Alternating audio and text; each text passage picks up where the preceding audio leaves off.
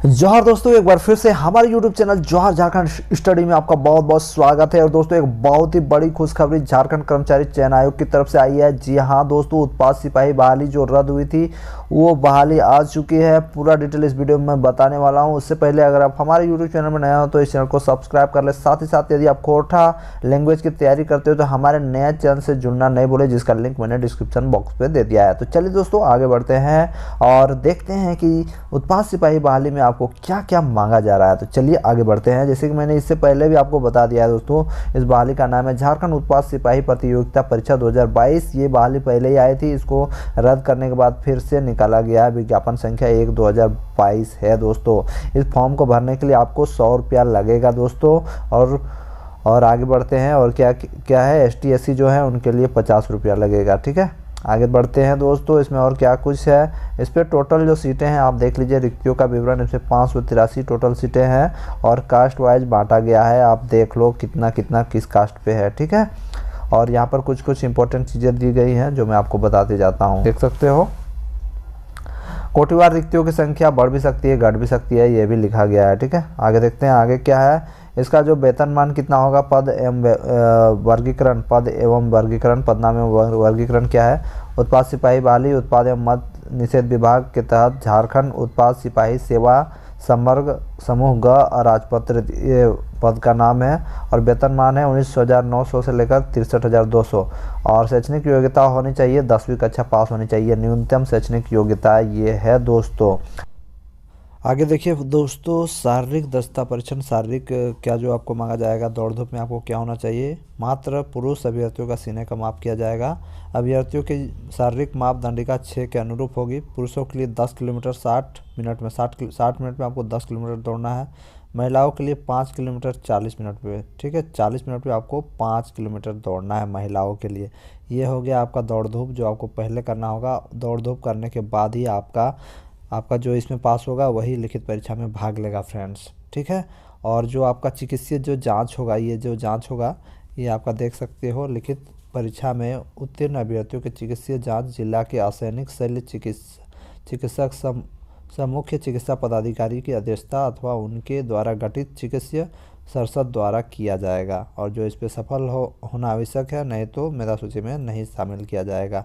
और ये सब नहीं होना चाहिए। ठीक है, धनु पर, समतल पर, स्पीच सिरा उंगलियों के उचित ढंग से नहीं मुड़ना। मैट्रिक पास होना जरूरी है, देख लीजिएगा। ठीक है, और झारखंड से मैट्रिक पास होना जरूरी है। साथ ही साथ इसमें क्या लिखा है, झारखंड राज्य की आरक्षण नीति से आच्छादित अभ्यर्थियों के मामले में झारखंड राज्य में अवस्थित मान्यता प्राप्त शैक्षणिक अवस्था संस्थान से 10वीं कक्षा उत्तीर्ण होना संबंधी प्रावधान तिथिल रहेगा। यानी आप ST SC OBC या जनरल के EWS कास्ट पे आते हो और झारखंड से बाहर भी पढ़े हो तो भी कोई दिक्कत नहीं है, आप इस फॉर्म को भर सकते हो, ये लिखा गया है।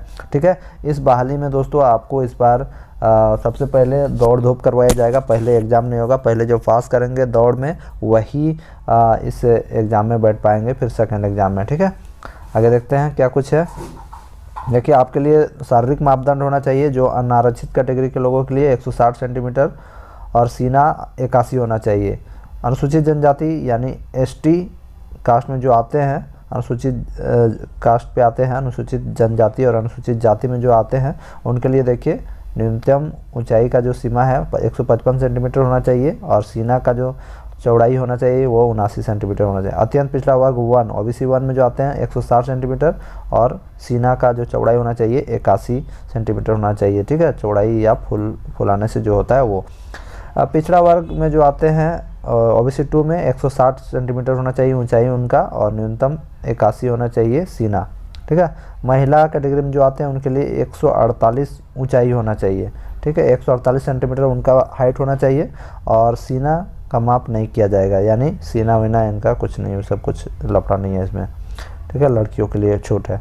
आगे देखिए, ये जो मुड़ा घुटना, धनु पैर, समतल पैर, स्पीच सिरा, उंगलियों का उचित ढंग से नहीं घूमना, दृष्टि दोष, कलर ब्लाइंडनेस, रतौंधी, ये सब जो है चिकित्सा में जांच किया जाएगा। और अगर ये सब निकल गया तो आपको डिस्क्वालीफाई कर दिया जाएगा, यानी ये सब आपका प्रॉब्लम नहीं होना चाहिए। ठीक है, आगे देखिए 8वां नंबर पे है उत्पाद सिपाही एवं उत्पाद मद निषेध विभाग में जो है आपका न्यूनतम एज का कटअप रखा गया है, वो दिया है 1/8/2022 यानी 1 अगस्त 2022 तक आपका न्यूनतम उम्र की सीमा की गणना हेतु रखा गया है और अधिकतम उम्र की सीमा गणना हेतु भी 1/8/2022 रखा गया है। ठीक है, आगे देखिए न्यूनतम उम्र का जो सीमा होगा 18 साल होगा।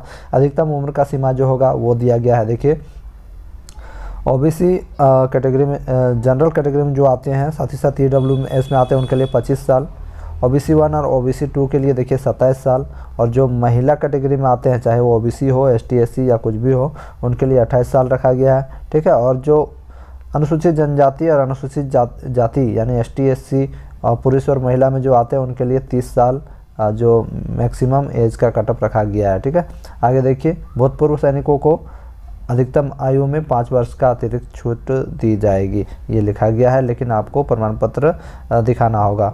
आगे देखिए पात्रता यहाँ पर क्या है, झारखंड से मैट्रिक करना होगा, झारखंड से राज्य में अवस्थित मान्यता प्राप्त शैक्षणिक संस्थान से उत्तीर्ण होना अनिवार्य होगा, तथा अभ्यर्थियों को स्थानीय रीति रिवाज भाषा का ज्ञान होना अनिवार्य होगा, 10th पास करना अनिवार्य होगा झारखंड से। ठीक है, ये सब हो गया है।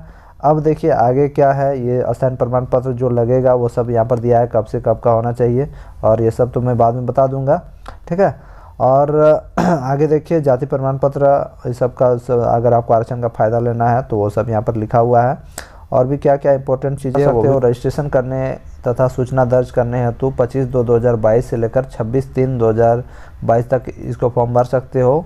और देखिए 29/3/2022 मध्यरात्रि तक परीक्षा आप शुल्क दे सकते हो। फ़ोटो हस्ताक्षर करने का डेट है 1/4/2022 यानी 1 अप्रैल 2022 तक आप फ़ोटो प्रिंट आउट कर सकते हो जो फॉर्म भरे हो।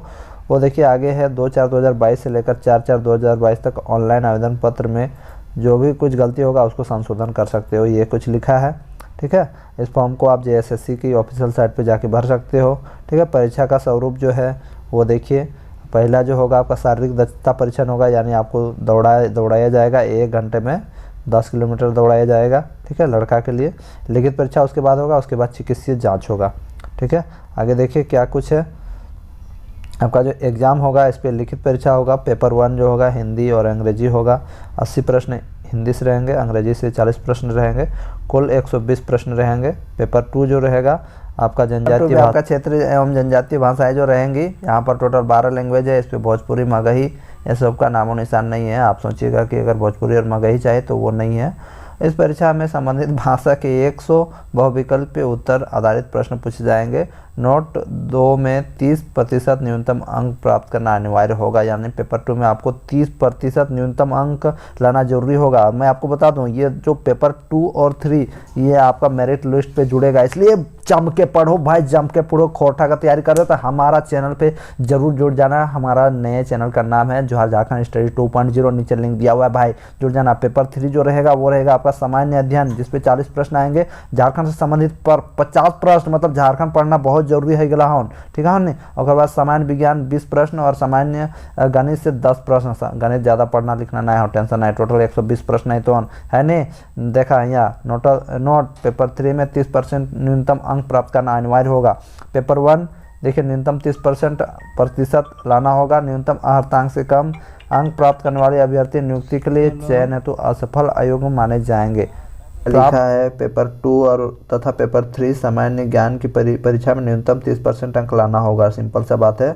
आगे देखिए पेपर 3 में है पेपर 1, 2 और 3 की परीक्षा में न्यूनतम 30% से अधिक अंक प्राप्त करने वाले अभ्यर्थियों के पेपर 2 और 3 में प्राप्त अंकों को जोड़कर कुल अंकों के आधार पर इसका मेधा निर्धारण किया जाएगा। ठीक है, सिंपल सा बात है। और मुख्य परीक्षा का जो पाठ्यक्रम है वो देखिए, ये हिंदी भाषा का पूरा सिलेबस दिया हुआ है, वो सब भी मैं आपको बता दूंगा। देखिए हिंदी में आपका ये रहेगा, अनुच्छेद से आधारित प्रश्न रहेगा और हिंदी व्याकरण भी रहेगा। आगे देखिए अंग्रेजी भाषा में ये सब प्रश्न रहेगा, इस टाइप का प्रश्न रहेगा। आगे देखिए फिर आपका पूरा सिलेबस दिया हुआ है, तो ये मैं आपको बता दे रहा हूँ खोटा का क्या कुछ सिलेबस रहने वाला है इस पर।